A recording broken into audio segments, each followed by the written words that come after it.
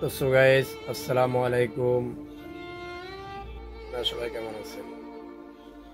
একটি মর্মান্তিক দুঃখজনক বিষয় নিয়ে আপনাদের সামনে হাজির হলাম, যেটা বলতে চাইলেও হৃদয় ক্ষত হয়ে যায়।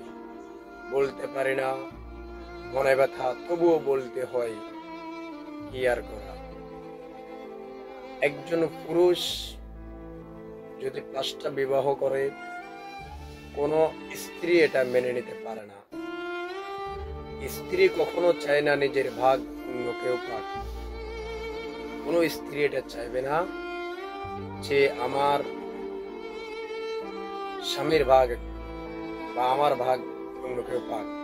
এটা কেউ চাইবে না, জগতে কেউ চায় না। এখন আমি যদি বলি আমি একটা বিবাহ করব, আমার স্ত্রী কখনো এটা মানবে না। সে বলবে এই কথা যে তুমি আমাকে বাদ দিয়ে তুমি অন্য বিবাহ করো, কিন্তু আমার সামনে অন্য লোক, আমি এটা সহ্য করব না। তো এমন একটি মর্মান্তিক ঘটনা ঘটেছে যে পুরুষটাকে মেরে এখন খাটের মাধ্যমে রাখা হয়েছে। সেই পুরুষটা একে একে 5টা বিবাহ করেছে। 5টা বিবাহ করার পরে এই যে সুন্দর স্ত্রীটা তার, তখন সে রাগের মাথা ক্ষিপ্ত হয়ে স্বামীটাকে হত্যা করেছে। কিন্তু যখনই হত্যা করেছে তখনই হয়তো তার মেজাজ এমন অবস্থা ছিল, সে নিজেকে কন্ট্রোল করতে পারে না, ক্ষিপ্ত হয়ে জিদের মাধ্যমে তাকে হত্যা করেছে। কিন্তু সেই এই কথাটুকু চিন্তা করে না যে আমি যদি তাকে হত্যা করি আমার পরবর্তী অবস্থান কি হবে, এতটুকু সে চিন্তা করে নাই। আসলে মানুষের তখন চিন্তা ভাবনা চেতনা কিছুই থাকে না। কোনো একটা ঘটনা যখন মানুষের মাথার মাধ্যমে ঘুরে, তখন তারা এতটুকু চিন্তা করে না। এমন অবস্থায় করলো তার বিয়ের স্বাদ মিটাই দিল, তাকে ওপারে পাঠাই দিল স্ত্রী। যখন তাকে হত্যা করা হয়েছে তখন স্ত্রী চিন্তা করলো, হাই হাই, এটা আমি কি করলাম। একটা স্বপ্নের মতো হয়ে গেল।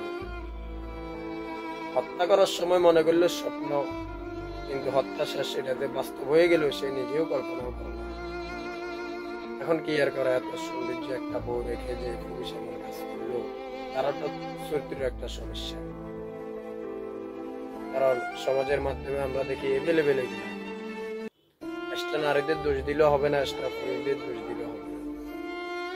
কিছু পুরুষের কারণে কিছু পুরুষ শাস্তি ভোগ করে, এটা তার প্রাপ্য ছিল, তার চরিত্রের সমস্যা।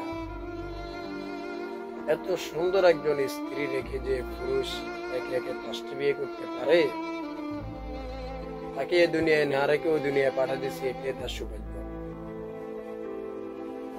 তো আপনারা কখনো এমন কাজ করবেন না। যে কোনো কাজ করতে হলে অবশ্যই চিন্তা ভাবনা করবেন যে আমার ভবিষ্যৎ প্রজন্ম কি হবে, একটাবার চিন্তা করবেন। পুরুষদের উদ্দেশ্য করে বলা হয়েছে যে আপনারা নিজের হালাল স্ত্রী রেখে কখনো পরকীয়া জড়িত হবেন না। কারণ আপনার এই চরিত্র যদি একবার নোংরা হয়ে যায়, সমাজের মাধ্যমে আপনি লাঞ্ছিত হবেন, আপনার পরিবার পরিজনের কাছেও লাঞ্ছিত হবেন। তো সুতরাং যেটা আপনার হালাল সেটা নিয়ে থাকবেন এবং সুন্দরভাবে জীবনযাপন করবেন, এই কামনা করে আপনাদের কাছে। অবশ্যই আপনারা যদি আমার চ্যানেলে নতুন হয়ে থাকেন, অবশ্যই আমার চ্যানেলটা সাবস্ক্রাইব করবেন এবং লাইক কমেন্ট শেয়ার করবেন। আসসালামু আলাইকুম রহমতুল্লাহি ওয়া বারাকাতুহু।